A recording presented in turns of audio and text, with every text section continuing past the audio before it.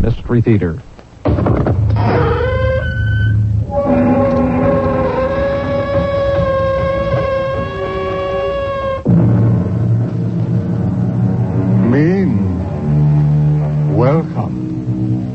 Welcome to the Mystery Theater. I'm Hyman Brown. There are people who seem to bestow happiness and good fortune upon all whom they encounter. Their very presence is an enchanted thing. However, just as there are those who bring the sunshine, there are also those who bring the rain, and not just the occasional refreshing sprinkle or the useful beneficial shower, but a cloudburst. Is there really, truly such a thing as a jinx? Is our fate cast forever at the moment of conception? They die because I fall in love with them. Yes, it's that simple. But you haven't told me how it works, Lieutenant. Well, I don't know how it works. It's nothing that can be proved, but whenever you fall in love with a man, it seems he dies. And I kill them? Well, they die. It's a matter of statistics. 4 men have been engaged to you. All 4 died of various causes. But there's one constant. You were in love with each of them. Really? Yes, Miss Butler. Just because you fell in love with them, they're dead. Well, then, Lieutenant, be very careful. I just might fall in love with you.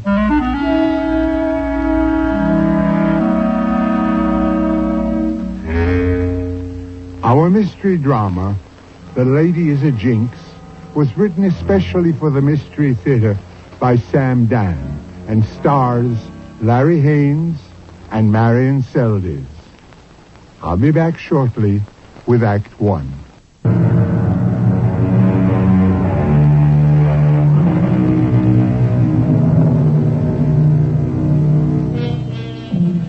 If you could know the last day, the last hour, the last minute of your life, would you want to? Kevin Lindstrom never thought much about that. Never thought much about such a thing. Why be concerned with death while there is so much to live for? Especially now that he's about to marry Caroline Butler. Lovely Caroline, the golden girl. This is his last night as a bachelor, and Kevin walks home from Caroline's house, as the poet would say, in a transport of delight. The moon is shining, the stars are winking, and perhaps that is why Kevin does not notice the car that has silently rounded the corner and is pulling up alongside him. And even if he did notice, there would be absolutely nothing he could do about it, because the man sitting next to the driver has thrust the muzzle of a submachine gun out the window. At least it was swift, even merciful. He never heard the shots. He never knew what hit him.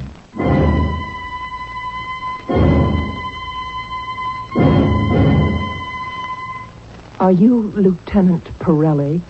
They said you were in charge of the investigation. Can I help you? I thought I might be able to help you.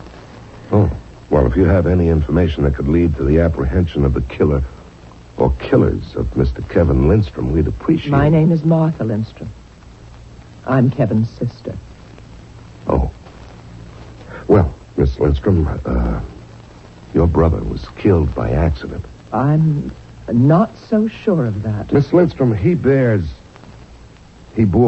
a remarkable resemblance to a hoodlum named Jack Mace. It was uncanny. Certain people were out to get Jack Mace. I don't think it happened that way, Lieutenant. Miss Lindstrom, this was supposed to be a gangster execution. It went wrong. I wish I could believe that. Your brother wasn't a member of the underworld. You must admit that. Yes. Nor would the underworld have any reason for killing him, as far as we know. Lieutenant And Pirelli... furthermore, this Jack Mace is known to have lived in the neighborhood. So the executioner was sent to dispatch him. And in the darkness, your brother looked enough like Jack. Everything you're telling me has already been printed by the newspapers. Well, it's a matter of time, but we'll find out who's responsible for your brother's death. But I know who's responsible. Surely, Miss Lindstrom, you're not an expert in the machinations of the local underworld. I have a problem, Lieutenant. Oh, and what's that? My problem isn't a what, it's a who. You are my problem, Lieutenant. You, as a representative of authority, are my problem. You're nice, you're polite, but you can't wait to get rid of me. You believe I'm wasting your time. Well, you said you know who's responsible for your brother's death. Yes. But how can I get you to believe what I'm about to tell you? All right, why not tell me and see how it works out? Very well. The killer of my brother, Kevin Lindstrom, is his fiancée, Carolyn Butler. Yes? That's my statement. Oh. So what you're saying is that Miss Carolyn Butler somehow or other obtained possession of a .45 caliber Thompson submachine gun, and with this weapon murdered Kevin Lindstrom. No, that's not what I'm saying. Well, if that's not what you're saying, you can't say Carolyn Butler is the killer. Your brother died of multiple bullet wounds. I tell you, Carolyn killed him. According to the coroner's report... I don't care about the coroner's report. Of course, ma'am. Of course. Now, let's just... Good Lord. You think I'm crazy. Well, everyone's entitled to his or her own opinion, but an opinion's always worth more if it's based on the fact. Fact? Yes, that's a sacred word. Yet, what's a fact? Now, stay with me, Lieutenant. A fact is merely an assumption that is legitimized by custom or convenience or the will of the majority. Now, I shall give you a fact. Carolyn Butler has been engaged 4 times. Not one engagement has ever been consummated by marriage. Each engagement has been terminated by the abrupt and violent death of her prospective bridegroom. Now, what do you say to that? Well, I would say it's a coincidence. Now, Miss Lindstrom... I know you're eager to get rid of me, and I'm going. But please, Lieutenant, read what I have in this envelope. I'll leave it with you, but promise that you'll read it. Well, it's our duty to consider all relevant information. Really read it. And if you need further details, my name and address are all in the back of that envelope. Oh. Dr. Martha Lindstrom, I didn't know I'm you a were... PhD. I teach economics at State U. Oh. Well, Now you don't know what to say. You don't know what to make of it. You were prepared to write me off as a nut, but a doctor, a college professor, a teacher of a sober science like economics. Facts, figures, statistics. yeah. Doctor, I'll be in touch.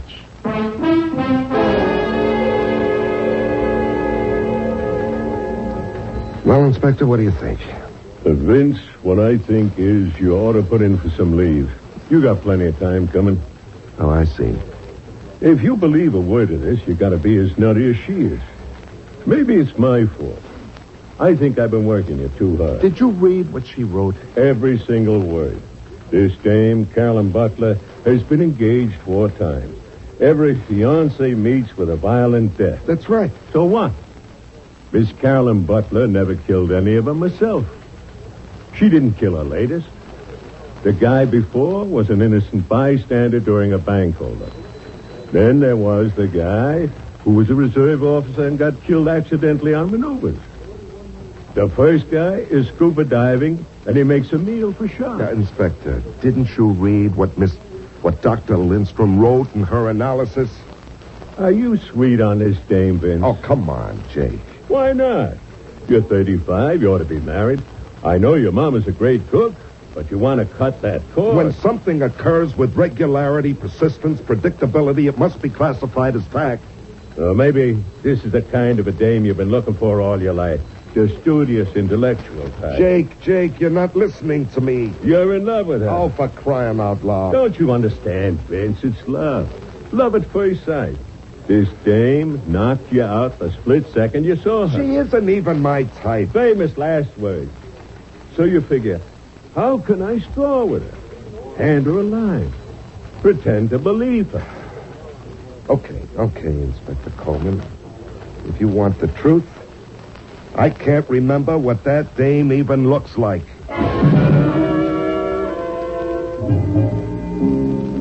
Which happened to be true. Well, a couple of weeks later, we bagged the machine gunner, and that was the end of the Kevin Lindstrom murder case. And after a while, I forgot all about it. Until... Lieutenant? Oh, Miss, Dr. Lindstrom, what can I do for you? Sit down, please. Thank you, Lieutenant.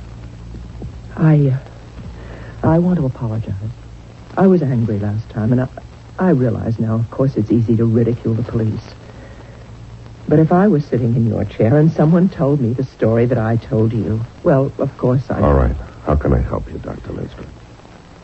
Did you by any chance read the Post yesterday? There was an item on the Society page. Well, I don't usually read well, the I Society. clicked it out. I'm sure you'll find it of interest. Okay. Engaged.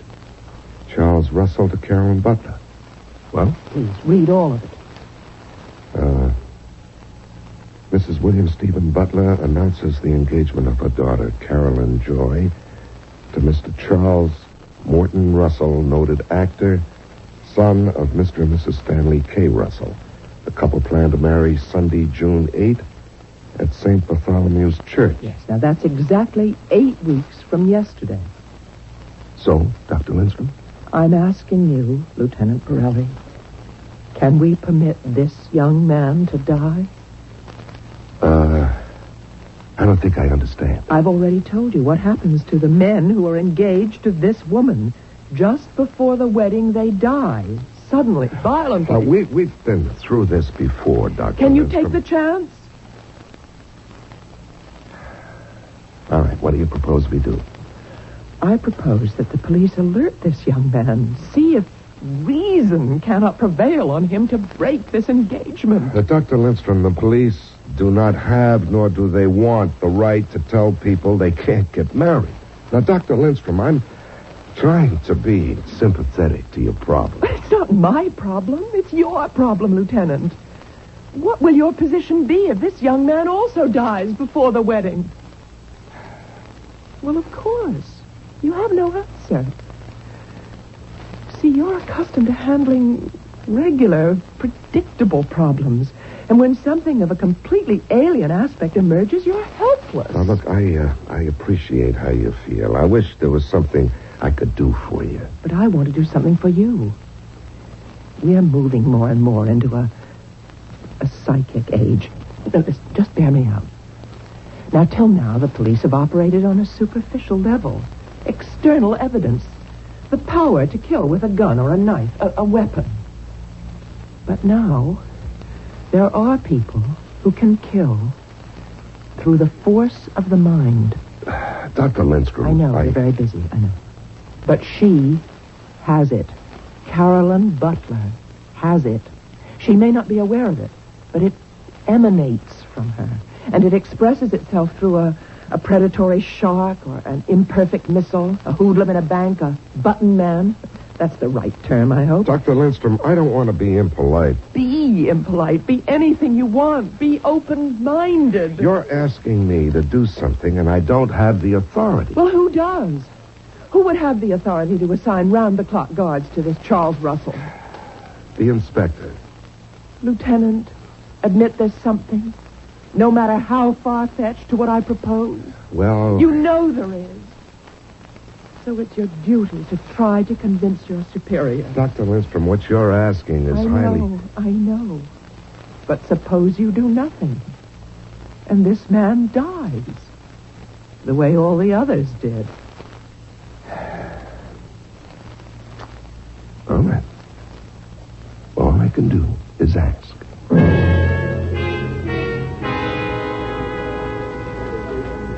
You sure got it bad, Vince. Inspector, will you get it through your skull? This lady means nothing to me personally. I'm not trying to score points. Now, suppose there is something to a story. Okay, suppose there is. Well, then we've got to do something to stop it. We're not set up to stop it. I have no way of justifying this kind of expended manpower. Okay. Here's a girl who obviously has found some way to get people killed. Now, can she be allowed to get away with murder? Yes, Vic. until somebody can furnish legally acceptable proof. This butler dame will get away with murder.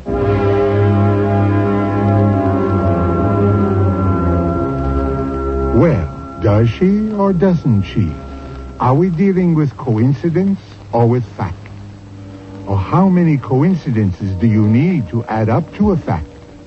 And our good Inspector Coleman has also enlightened us on another point. If you can find a way to kill someone that is not specifically prohibited by law, you can theoretically get away with murder. I'm going to get away for just a few moments, and then Mystery Theater will return with Act 2.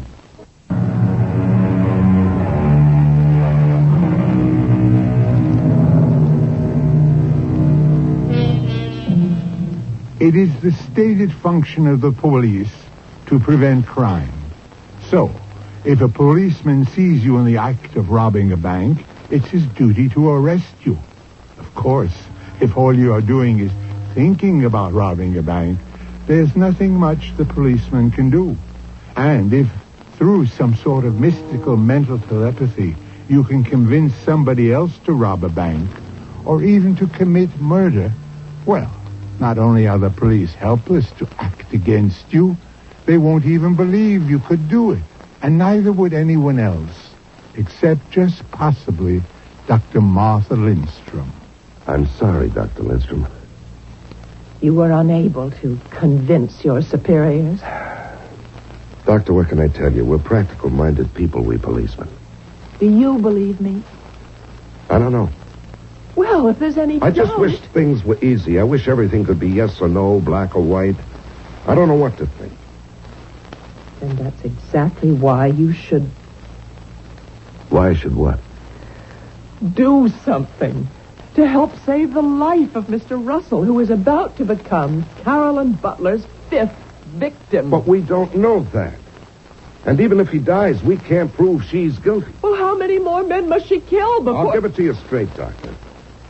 She could decimate the entire city, and we couldn't even touch her. Oh, surely there must be some way. Yeah, sure, there must be a way, but we don't have it yet. I'm sorry.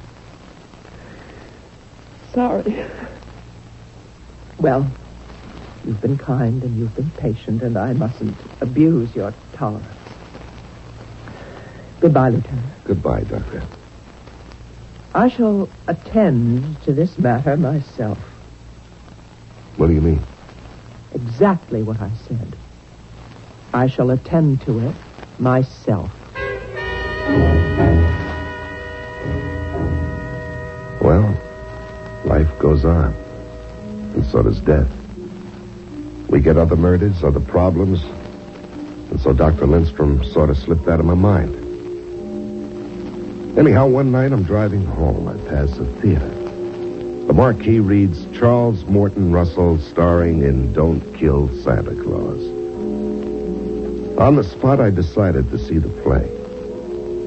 I must tell you, this guy Russell is tall, good-looking, and a pretty good actor. The play isn't much. A bunch of bums sitting around a rubbish-filled room, just shooting the breeze.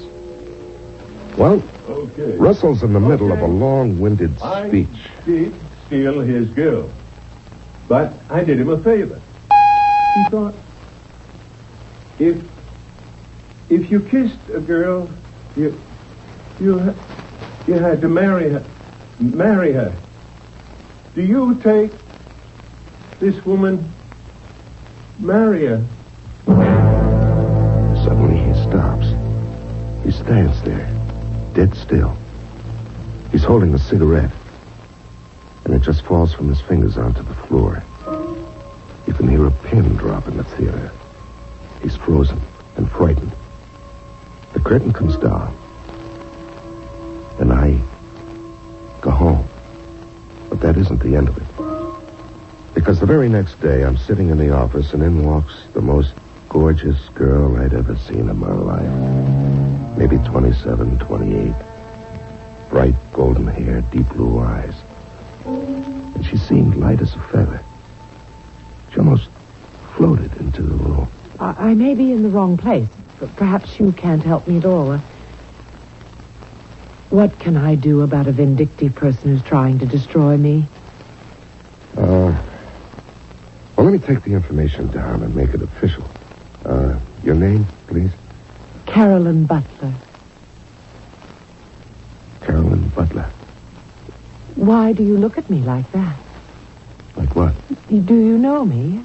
Are you the Carolyn Butler who was engaged to, Mr. Kevin Lindstrom? Oh, yes, Kevin. He was murdered, and you would remember my name in that connection. Well, that is what I want to talk to you about. His sister is trying to destroy me. How? It's insane. What is she doing? She goes around telling everyone that I'm responsible for Kevin's death. And not only Kevin, but the other men I was engaged to. Uh-huh. And, how does she do this? How? She just says so. What, does she do it in a harassing manner? Does she disturb the peace? She harasses me. She disturbs my peace. Now, what I'm trying to discover, Miss Butler, is if we have any grounds for police action. Well, so am I. This poor lady is... Well, she's sick. She says that I exert an evil influence on the men that I've been engaged to, which causes their death. Now, doesn't that sound sick? Have all of them died? Yes. But it's coincidence. I didn't kill any of them. I see. Now, what I was thinking is that perhaps you could have someone talk to her, tell her. You see, Kevin was her baby brother. She raised him, sent him to school, and so she resented me because I was stealing her darling little brother. She did everything she could to break us up. Yeah, but Kevin's dead. Why does she persist with the story? She believes it. She firmly and devoutly believes that I'm a witch or an evil spirit. How do you account for the fact that all the men you were engaged to did die suddenly, violently? Lieutenant, I can't believe what I'm hearing. Am I required to account for it? Well, do you have an opinion? Well, obviously, I have a weakness for men prone to accident. But when I think of it, it's more than that. Each of them seemed to have a death wish. What do you mean? You're a police officer. You see it. There are those people who go around actively looking for danger. Now, the first man that I loved was a scuba diver. He would swim in dangerous waters, deliberately, it seemed. How long could he gamble with death? Well, My second, an army officer, died on maneuvers. He was testing a piece of equipment of doubtful safety. He disobeyed orders, but he wanted to be a hero. Uh-huh. And, the third? He was killed during a bank holdup. Well, that wasn't his fault. Oh, yes. He asked for it. The robbers ordered everyone in the place to put up their hands and stand against the wall. Well, he tried to hit one of the bandits and disarm him. Which brings us to Kevin Lindstrom. Now, surely what? Kevin was also looking for death. That neighborhood simply isn't safe, and nobody knows it better than the police. You mean they have a gangland execution there every night? Oh, you know what kind of a neighborhood it is. Certainly not a place for a late-night stroll. Sane, sensible people who live there don't go walking at that hour. My point is, he shouldn't have been out on the street at all. He should have taken a cab. Martha Lindstrom simply cannot accept the facts of life. Well, I can't promise anything, Miss Butler, but, we'll talk with her. It's very upsetting to Charles. Why? Charles is a very imaginative person. She has been on the phone to him and written him letters, and, well, all this interferes with his concentration. It's affecting his performances. Well, I'll try to talk to to Dr. Lindstrom. Would you? I would be so grateful.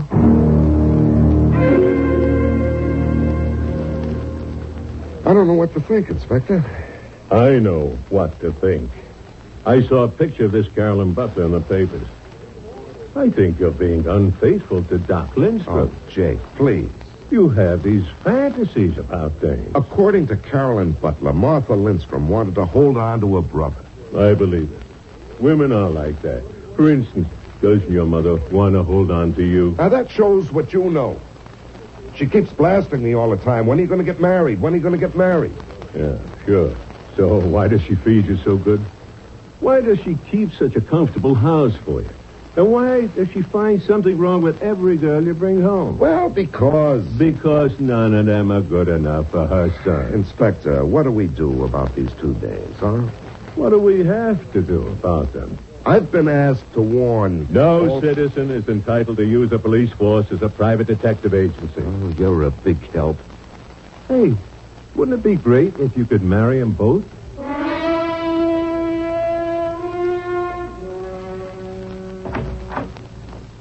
Oh.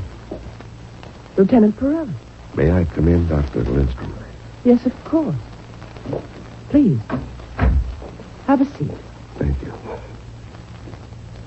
I'll come to the point. Miss Butler was in to see me. Yes? What you're doing might be construed as harassment. That is, if she wants to take you to court. I am merely stating an opinion. I'm not being noisy or obnoxious. Well, all of this could be a matter for a judge to decide. The wedding is the day after tomorrow. If Charles Russell dies before then, well, it will prove I haven't been noisy enough. If he survives into the marriage, which I doubt, then I will forever hold my peace. Oh, then my duty is clear. I must go to Charles Russell. I must do anything, everything, to get him to break his engagement to her. But you can't. Can you stop me? I have to save his life before it's too late. He's half dead now. What do you mean, half dead? The signs are there. The signs that I saw in my own brother, but I couldn't interpret them. At the time, I didn't know what they meant, but they're the signs of death. What do those signs look like? Charles Russell is performing tonight. Come to the theater with me. I'll show you.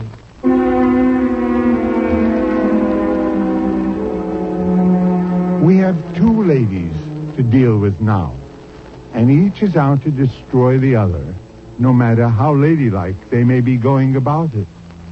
You have finally met the divine Caroline and heard her story, which does sound reasonable. On the other hand, Dr. Martha Lindstrom is not a woman to be taken lightly either. So, in just a few moments, we shall find out when Mystery Theater returns with Act 3.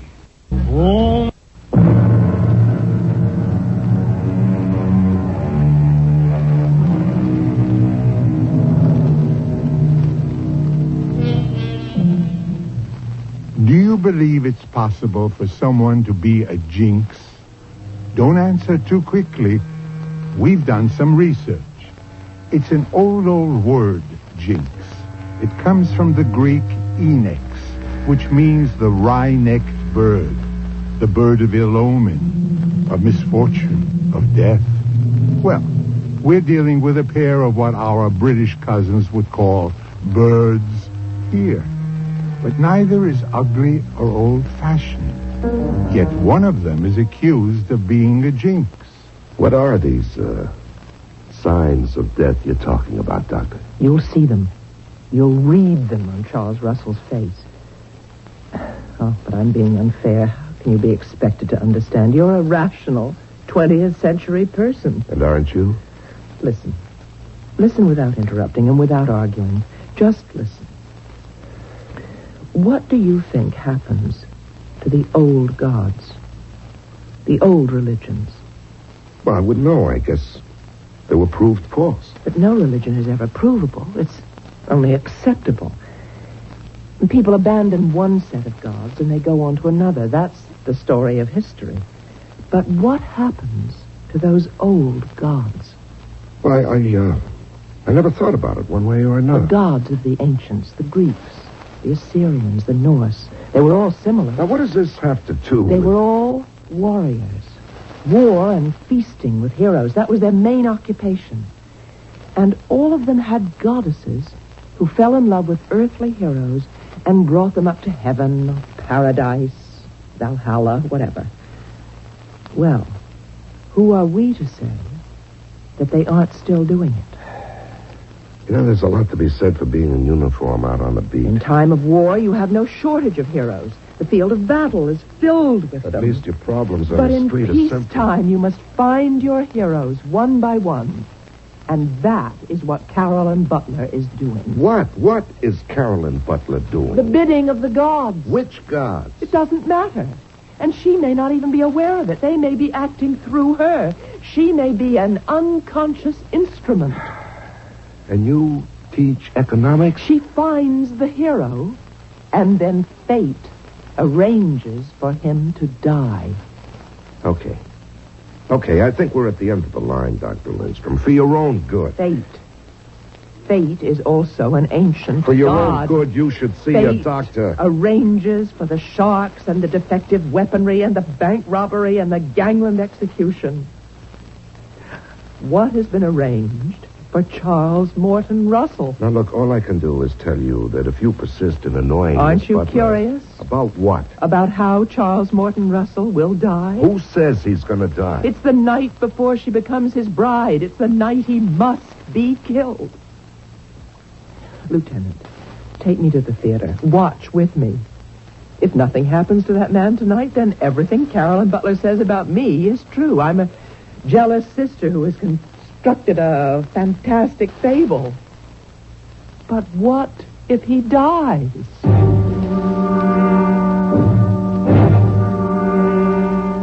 Well, we went to the theater, and we sat there, and we watched. And to tell you the truth, I don't believe you. Well, what are the signs you've been talking about? But can't you see it? He's terribly nervous. He doesn't look it. Oh, he's a superb actor. He hides it, but now look. See, his hands twitch. Well, that's not a sign of death. Listen, I know this play. He's blowing his lines. The other actors are covering for him. He shouldn't be on the stage. Then why do they let him go on? Well, tomorrow after his marriage, he'll go on vacation. They just want to get all the performances they can out of it. Look, It's into your mind. banged his leg against that chair. Well, But that's not in the play. That's how Kevin was. Aimless, preoccupied. Look at that. He just lit that cigarette, now he puts it down. Now he's going to light another. well, that's a piece of business, isn't it? No, just forgot. He was smoking. Kevin would do that too. You see, my dear, Look at him now. The life seems to be draining out of his body. I did steal his... He's losing his line. I did steal Now this look. girl, but That cigarette he put down. but I...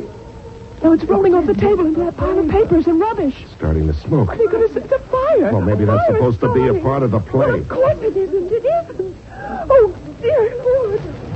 There's going to be a fire. Ladies and gentlemen, please stay in your seats. There's no danger. Oh, terrifying. There is no danger. Look, Lieutenant. Look at what's happening.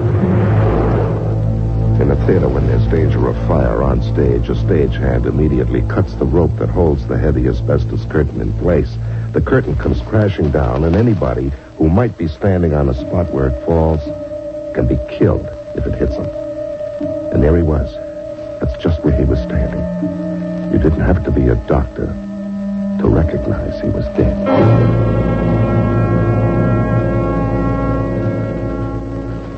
Well, Vince, it could be your girlfriend, Dr. Lindstrom, was right. Inspector, she's not my girl. Quit fighting her. I believe her. You believe her? Yeah. After a while, you have to see the light. Carolyn Butler's doing something to these guys. What or how, I don't know. But they die.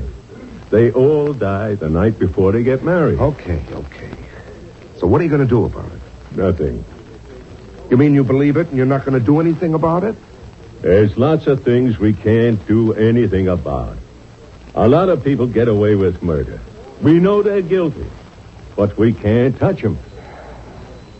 But somehow, I just can't believe it.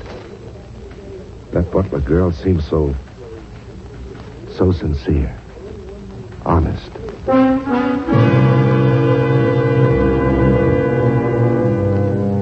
I don't know what I was thinking of, but it was something I never felt before. And I couldn't even explain it. It got hold of me, and somehow or other, here I was, ringing her doorbell. Oh, it's Lieutenant Pirelli. See, I remembered your name. Yeah, may I come in, Miss Butler? Miss Butler. I may very well remain Miss Butler for the rest of my life. Yes, please come in. Thank you. I really think I have set a record for engagements. Do they keep such records, I wonder? Won't you sit down? Drink? No, thank you. Oh, I'm sorry. I should have realized you're on duty. Well, to tell the absolute truth. The absolute truth. I like that. I'm not really on duty. Oh? Yeah, I just dropped by to see how you're doing. Oh. That's very kind of you. Yeah, and, I was wondering if you had any plans for dinner. It so happens I do. Oh. Well, maybe some other time. But I intend to change them. I would much rather have dinner with you. Oh? I have this weakness, I told you, for strong men, exciting men. Oh, I'm not really an exciting person. And modest men. To you, I suppose danger and excitement are the everyday, ordinary commonplaces of your job. Yes, I suppose that's true.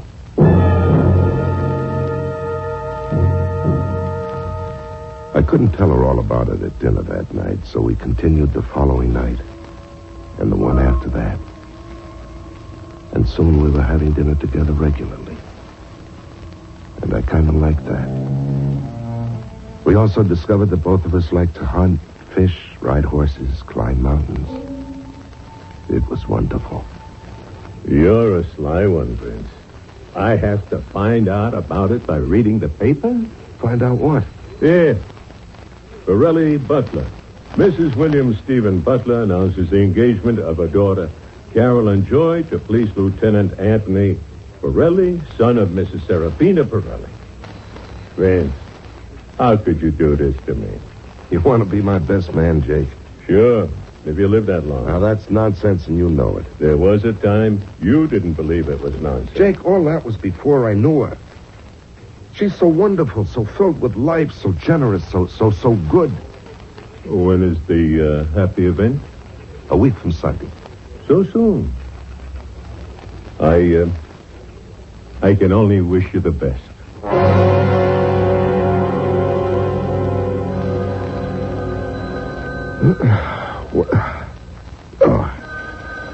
Okay, I'm up. Hello. Vince, do you know what time it is? What? What's the matter, Jake? Vince, it's 10 o'clock. You were due here at 8. 10 o'clock? It can't be 10 o'clock. Vince, we gotta go see the commissioner. You get dressed and get down here.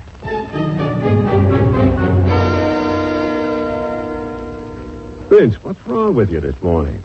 Wrong? Nothing. What could be wrong? First you oversleep, and you're 2 hours late. That never happened before. And just now with the commissioner. You're in line to make captain of detectives.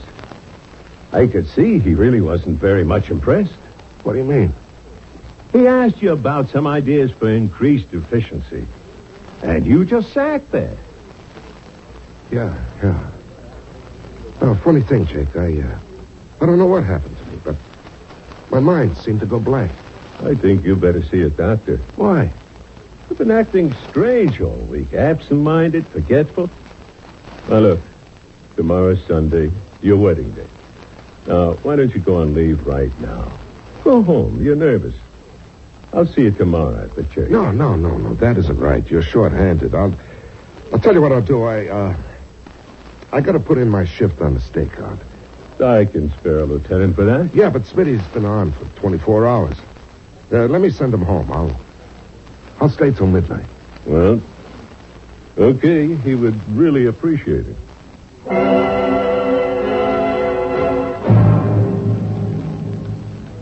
Inspector Coleman? Yes, ma'am. Can I help you? Yes, I'm Martha Lindstrom. Oh, we meet at last. It's about Lieutenant Pirelli. I know. What do you know? You're concerned. You're afraid he'll die tonight. And that he'll be number 6. Well, aren't you concerned? Yeah. Well, how can you just sit there? Well, what can I do? Talk to him. I have talked to him. You can't just let him be killed. Dr. Lindstrom, if there's anything to what you're saying, you know it has to be. But there must be some way to protect him. You're in love with him, aren't you? Well, I don't think that's germane to this discussion. Well, tonight, he's as safe as he can be. He's on a stakeout. It's a quiet job. Before midnight, Vince will die. Well, I don't know anything we can do. He's been acting strangely, hasn't he? Well, yeah. Yeah, and that's how it happened to all of them. They lose their perception, their critical judgment, so death can overtake them. What can happen to Vince? Who knows? Well, there's only one way to save him. Where is he?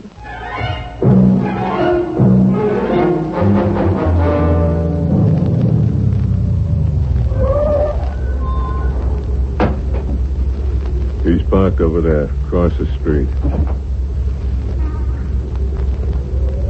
Vince? He's asleep. Vince? Vince! What? I told you to go home, Vince. Oh. And he, asleep on duty. Oh, I'm okay. Jake, I just closed my eyes for a second. Lieutenant, What? Doctor, what are you doing here? I want to save your life. What are you talking about? Break your engagement. What? That way you're safe. You're no longer her hero, her intended. She no longer has to bring you to the Valhalla, the place for heroes. Jake, what are you doing here Remember with her? Charles Russell. You saw him die. That was an accident. Yes, because he couldn't think straight. He couldn't hear. He couldn't think. He was half dead before that asbestos curtain hit him. And you're half dead now. I'm okay. Recognize Carolyn Butler for what she is. She's beautiful. It's the face of death. You don't love her. Yes, I do. I do love her. How can you love her? How can you love death? You love life. You love me. I love you. Say it. Say you love me and you're free from her. Say it. Well, Say it before it's too late. Say you love me. Hey, that guy driving the truck, he's acting crazy. Say you love me. Hey, he's going to hit the car, Vince. Say Get it. out. Say you love me. I love you. Say you love me. I love you. Oh.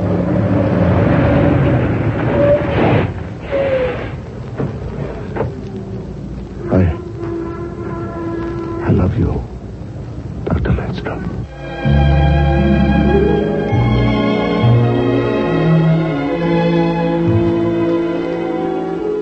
I'll be back shortly with a final thought.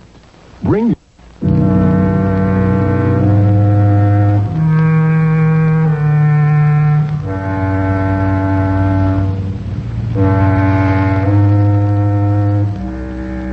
Well, Vince didn't become number 6 because he broke the engagement in the nick of time.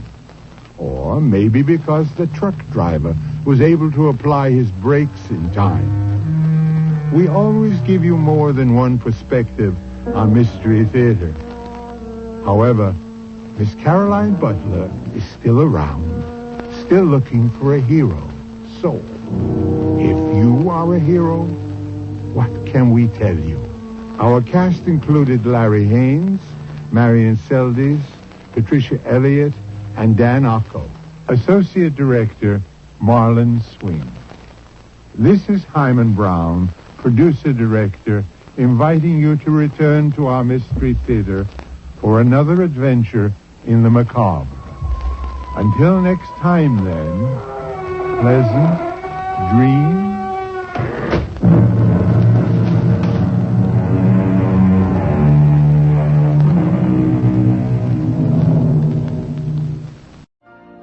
You've been listening to the OTR Gold Network. Find more classic radio at otrgold.com.